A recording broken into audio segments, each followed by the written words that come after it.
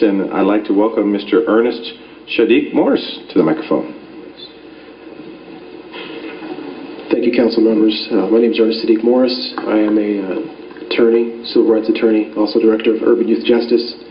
I thought it was important today to show up, particularly because of the Department of Justice report after their investigation of Seattle PD, and I'll make this very brief.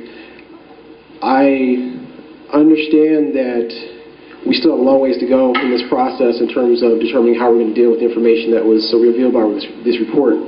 But as someone who grew up as a youth of color here in Seattle, I must say that many of us think that this is old news, so to speak. And we're happy, ecstatic actually, that the Department of Justice has stepped forward and talked about this ongoing problem. Okay, I actually myself, as a teenager, have had very unreasonable contact with the police, being cursed at for doing nothing, for being in the wrong neighborhood, so to speak. They didn't know where I lived, but it didn't matter, based on the color of my skin, I believe. What I would say is, just going forward in dealing with this, to be open to the process, we need to stop treating this as being a few bad apples. Pattern and practice does not mean a few bad apples. It's departmental, it's institutional. It needs to be dealt with as an institutional problem. Unfortunately, good police can't do their jobs if they are put in a position where they have to look the other way when bad police do things that they should not be doing.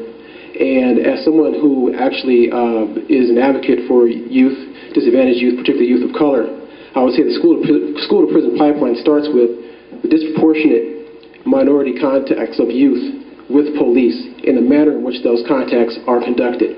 And when you have people who assume that based on where you live, your income level, the color of your skin, your ethnicity, your ability to speak English, when they assume that they should treat you a certain way, that's when the problems start in terms of respect back and forth between the communities, and an ongoing bitter relationship is one that this community cannot afford as it continues to grow and becomes more diverse.